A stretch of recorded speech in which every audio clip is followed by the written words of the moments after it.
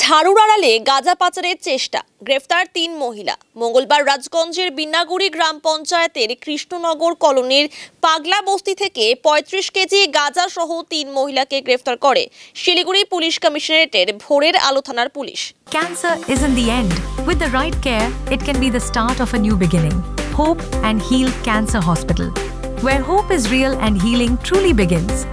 New life fertility centre আধুনিক চিকিৎসা ও বিশেষজ্ঞদের সহায়তায় আপনার স্বপ্ন পূরণ করতে প্রস্তুত। নতুন জীবনের স্বপ্ন সত্যি করতে আজই যোগাযোগ করুন।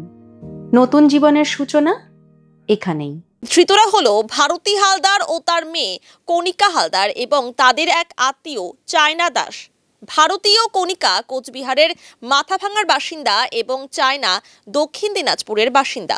পুলিশ সূত্রে জানা গিয়েছে, সোমবার রাতে বিন্নাগুড়ি গ্রাম পঞ্চায়েতের কৃষ্ণনগর কলোনির পাগলা বস্তিতে এক ব্যক্তির বাড়িতে টোটো বোঝাই ফুল ঝাড়ু আসে। বিষয়টি দেখে স্থানীয়দের মনে সন্দেহ জাগে। গোপন সূত্রে সেই খবর পৌঁছে যায় ভোরের আলো থানার পুলিশের কাছে। পুলিশ ঘটনাস্থলে গিয়ে তল্লাশি চালাতেই চক্ষু চড়কগাছ হয়ে যায়। সেই ঝাড়ুর মধ্যে থরে থরে সাজানো ছিল গাঁজা। এরপরই ৩ মহিলাকে গ্রেফতার করে জিজ্ঞাসাবাদে জানতে পারে কোচবিহার থেকে ফুলঝাড়ুর মধ্যে এই গাঁজা নিয়ে আসা হয়েছে। বিভিন্ন জায়গায় গাঁজা পাচারের ছক ছিল। আজ ধৃতদের জলপাইগুড়ি আদালতে পাঠানো হয়। এই গাঁজা কোথায় পাচার করার পরিকল্পনা ছিল এবং এই চক্রের সঙ্গে আরও কারা জড়িত তা জানার চেষ্টা করছে পুলিশ। কৃষ্ণনগর কলোনিতে যা শুনলাম, এখানটার বিশাল ধরনের একটা গাঁজার ব্যবসা করতেছে নদীর ধারে।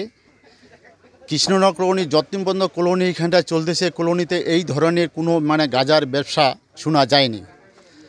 যা আমরা দেখলাম এটা ধারণার বাইরে। এরা নতুন লোক, এরা যে কোথায় আমাদের অতটা জানি না, কিন্তু এখানকার যারা স্থানীয় লোক তারা কিন্তু এই ধরনের ব্যবসা করার জন্য সাহস পায় না। এই নতুন লোক আসিয়া জঘন্য ধরনের কলোনিটা বদনাম ছুটাইলো। আর এই ধরনের ব্যবসা যেহেতু না হয়, তো পরবর্তী যেন কলোনিতে একটু নজর ভালোভাবে রাখতে হবে, যাহাতে করো এখানকার পরিবার শান্তিভাবে যেন থাকার জন্য অনুরোধ করা হচ্ছে। না, এরা বাড়ির ভিতরে বিক্রি করে নাকি সেটাকে আমরা কিছু জানি না। হঠাৎ করে আজকে শুনলাম এই ধরনের ঘটনা, বলতেই পারি না। না, এটা কয়জন মহিলা যে গ্রেপ্তার হয়েছে ওটাও জানি না। আমি তো এই মাত্র শুনিয়ে আসলাম। আসে দেখতে যে অদ্ভুত ধরনের এখানে ব্যবসা শুরু করছে। গাঁজাগুলো যে কিসের জন্য, কিসের যে নিয়ে আসছে, কিসের ছিল সেটাও বলতে এখন ভিতরে আমি যাই নাই, দেখি নাই।